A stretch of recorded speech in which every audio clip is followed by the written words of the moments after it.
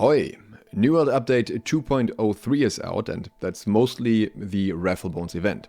There are a couple of other bug fixes here as well. I'm going to show them real quick here, but these are just bug fixes for the most part, really, and some of them actually already happened before this and are only in these patch notes now, like for example the legendary gypsum crafts no longer giving seasonal experience. The one thing from the patch that may be relevant for some people is that the resource spawns from First Light have been moved now after the region was closed up beforehand.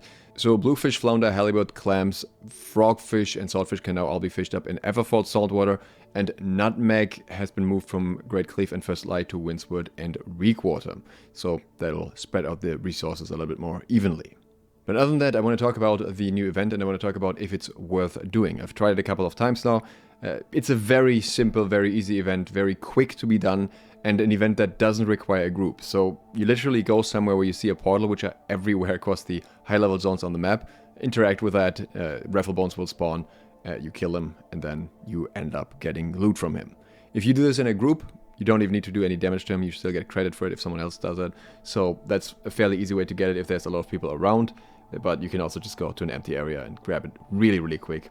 Very simple, very straightforward, and fortunately for once not an event where everyone has to teleport to the same place in the world at the same time, which I thought was getting kind of annoying, so I'm glad that they're doing this a little bit differently. On the very first day there was obviously a big rush for the portals, but today it's already settled down quite a lot because people realized that you can only do it 3 times per day anyways. After that you just don't get any rewards from Rafflebones at all, so it's not worth doing, and that splits up the player base very easily and everyone can do their portals whenever they feel like it.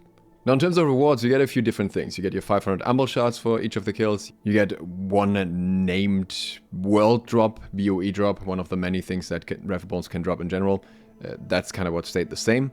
But then there are the new Fortune Hunter PvE sets and the PvP sets, as well as you're also getting the named dungeon gear, the named armor that usually drops from bosses.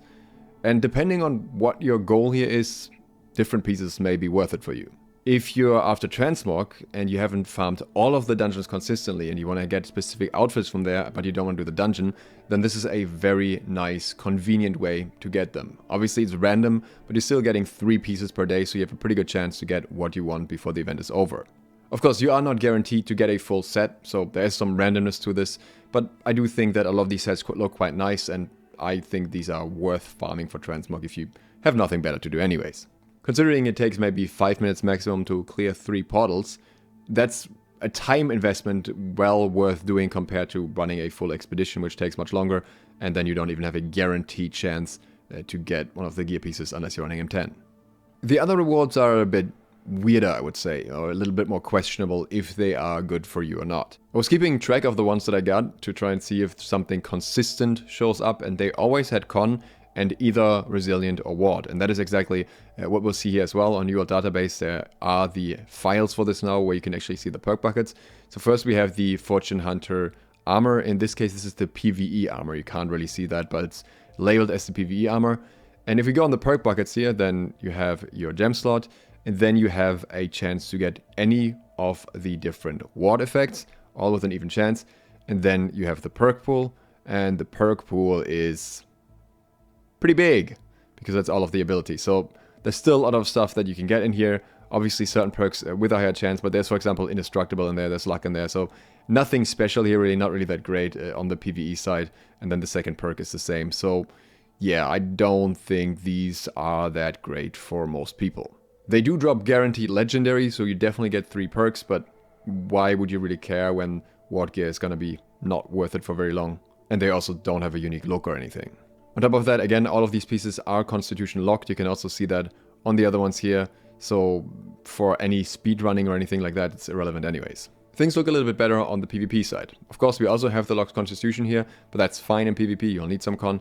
And resilient is locked here as well because there are not even any alternative perks anyways. And if we look at the perk pools here, then things look a little bit better too. There are not many useless perks here. This is basically the PvP pool, which I think is shared with the brutish gear. So you won't really find anything like luck in here. You will just find mostly weapon perks as well as somewhat useful armor perks, depending on how much you value them. And you even get stuff like shirking heals in here. So there's quite a bit of variety. For the weapons, you have useful attributes. For example, the greatsword comes with strength here, the bow would come with dex, and so on. You get the idea. The PvE version, once again, comes with some form of bane.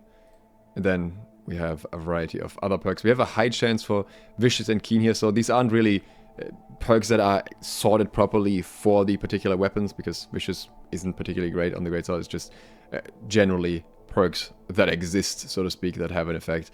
You also have stuff like siphoning blow here.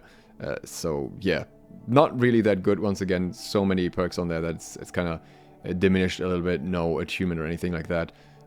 They're okay at best. The PvP version, again, same thing with the attributes.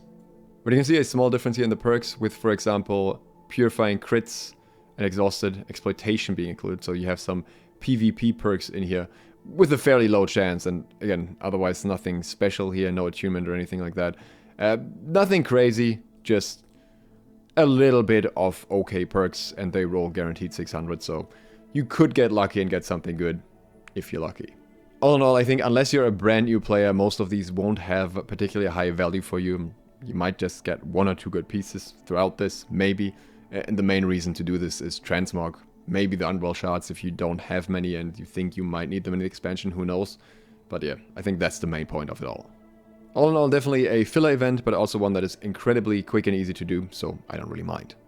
We'll do more expansion talk in the next days, so consider subscribing and clicking the bell if you're interested in that. If you'd like to support me further, you can do so on Patreon, where you get early trading tips in return. Thanks to all my patrons who support me there, and thank you for watching.